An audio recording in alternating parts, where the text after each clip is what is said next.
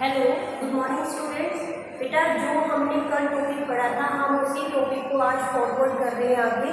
हम बॉन्ड्स के बारे में देख रहे थे। आज मैं डायरेक्ट समझाने वाली थी कि हमें कुछ कंपाउंड्स बनाने हैं आयनिक बॉन्ड से। तो आपको यहाँ पे डायरेक्टली मैं आपको समझा रही हूँ, आप अच्छे से इसको समझते चलना। आपको यहाँ से ही डायरेक्टली नोट डाउन करना है, ठीक है। तो मैं थोड़ा सा पहले आपको लास्ट क्लास का थोड़ा सा रिव्यू दे देती हूँ, रिवाइज करवा देती हूँ। बॉन्ड क्या था? जब भी आपके दो एटम, ठीक है, फोर्स ऑफ अट्रैक्शन से हेड होते हैं उसको हम बॉन्ड बोलते हैं। और हमने यहाँ पर किसके बारे में पढ़ा था? आयनिक और कोवलेंट बॉन्ड के बारे में पढ़ा था। कोवलेंट बॉन्ड हम नेक्स्ट यूनिट में पढ़ेंगे। तो हम जो पढ़ रहे हैं यहाँ पे आयनिक बॉन्ड के बारे में पढ़ रहे हैं। और आयनिक बॉन्ड क्या क्या होता है बेटा? ट्रांसफर ऑफ इलेक्ट्रॉन को हम क्या बोलते हैं? ट्रांसफर ऑफ इलेक्ट्रॉन को हम क्या बोलते हैं? Ionic bond. मतलब जब भी आपकी दो एटम्स के बीच में ट्रांसफर ऑफ इलेक्ट्रॉन होगा तो वहां पर आयनिक बॉन्ड जनरेट होता है। तो ट्रांसफर ऑफ इलेक्ट्रॉन किस किस के बीच में होता है? नॉन मेटल एंड मेटल के बीच में। नॉन मेटल एंड मेटल के बीच में, ठीक है। इन्हें समझ में आ गया। अब हम बात करते हैं कि ट्रांसफर ऑफ इलेक्ट्रॉन कैसे हो सकता है। इलेक्ट्रॉन ट्रांसफर हो सकता है या तो हम इलेक्ट्रॉन का यूज करें या इलेक्ट्रॉन का गेन करें। तो ध्यान रखना, हमने पढ़ा है मेटल की प्रॉपर्टीज में मेटल जो होती है वो इलेक्ट्रॉन पॉजिटिव होती है, वो लूज ऑफ इलेक्ट्रॉन करती है। और नॉन मेटल जो होती है वो इलेक्ट्रॉन नेगेटिव होती है, वो इलेक्ट्रॉन गेन करती है। जैसे हमने NaCl का केस पढ़ा था, तो आपको डायरेक्ट पता होना चाहिए कि NaCl जब भी आप कंपाउंड फॉर्म करोगे पहले आपको सभी का इलेक्ट्रॉनिक कॉन्फ़िगरेशन लिखना है। जैसे Na की इलेक्ट्रॉनिक कॉन्फ़िगरेशन होता है 281 एंड Cl का कॉन्फ़िगरेशन होता है 287, ठीक है। अब आपको पता है यहाँ से ऑक्टेट कंप्लीट के लिए क्या कंप्लीट के लिए? ऑक्टेट कंप्लीशन के लिए, ऑक्टेट जिसको कंप्लीट करना है वहां पर लास्ट शेल में, जैसे इसमें 1 है और इसमें 7 है तो 8 होनी चाहिए। अब 8 करने के लिए ये क्या करेगा? ये तो लॉस ऑफ इलेक्ट्रॉन कर देगा, लूज इलेक्ट्रॉन, ठीक है। और क्लोरीन क्या करेगा? Gain of electron.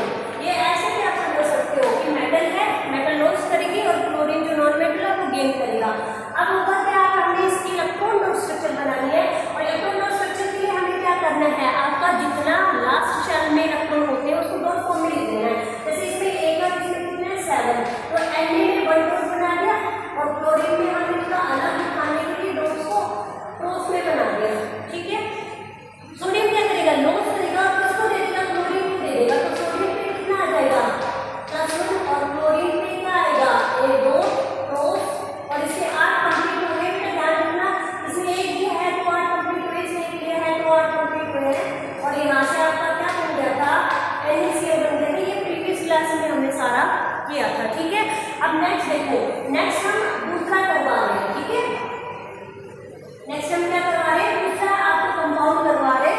Important compound मैं आपको करवा देती हूँ। जैसे MgCl2 है, इसके बारे में देखो।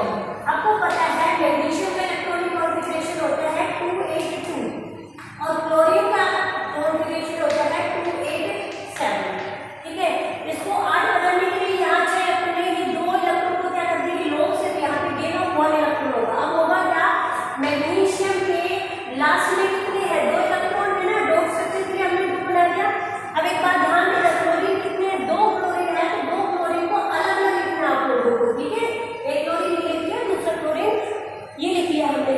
दोनों पे साथ साथ है तो दोनों पे हम साथ साथ इलेक्ट्रॉन कर देंगे, ठीक है। अब आपको पता है मैग्नीशियम 2 इलेक्ट्रॉन एक साथ लूज करेगी क्योंकि 8 बनाने के लिए। तो एक तो इसने इस क्लोरीन को दे दिया, दूसरा इसने इस क्लोरीन को दे दिया। तो क्या होगा? मैग्नीशियम ने एक साथ कितने यूज किए हैं? 2। लेकिन एक क्लोरीन एक बार में कितना लिया है? 1 लिया है। तो 2 शेयर, ठीक है। ये हमने वही इलेक्ट्रॉन का रिप्रेजेंटेशन कर दिया है, वही इलेक्ट्रॉन का क्या कर दिया? रिप्रेजेंटेशन। यहाँ एक नेगेटिव क्लोरीन पे लिया तो एक नेगेटिव बनेगा, यहाँ पर दूसरा नेगेटिव। तो क्या लिख देंगे?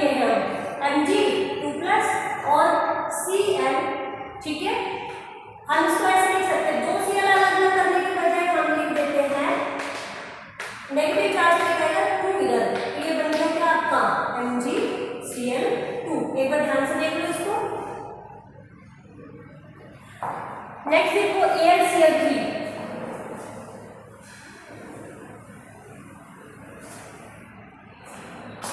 AlCl3, ठीक है। अब वही एल्यूमिनियम है वो कितने में 13 पे होता है, इसका कॉन्सेंट्रेशन 283, और क्लोरीन होता है 17 पे, इसका होता है 287। वही 3 इलेक्ट्रॉन का लॉस करेगा, क्लोरीन 1 इलेक्ट्रॉन का गेन करेगा। बेटा एल्यूमिनियम पे 3 है ना, हम 3 लिख दिया हमने, ठीक है। क्लोरीन हमारे पास 3 क्लोरीन है, तो 1 क्लोरीन, 2 क्लोरीन और 3 क्लोरीन, क्योंकि 3 क्लोरीन है तो 3 ही लिखे जाएंगे। सभी पे 7-7 इलेक्ट्रॉन है, सभी के 7-7 इलेक्ट्रॉन लिख दो।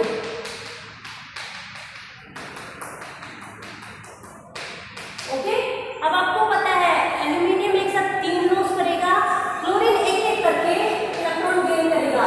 तो 1 इलेक्ट्रॉन इस क्लोरीन ने गेन किया, 1 इलेक्ट्रॉन इसमें और 1 इलेक्ट्रॉन इसमें किया, ठीक है। तो हम यहाँ से क्या लिख देंगे Al+3, और हम सीधा लिख देंगे क्या, क्लोरीन सभी में 8 इलेक्ट्रॉन हो गए, सभी में कितने इलेक्ट्रॉन हो गए 8, 3 क्लोरीन है, एक पे नेगेटिव चार्ज, और यहाँ से बन गया AlCl3।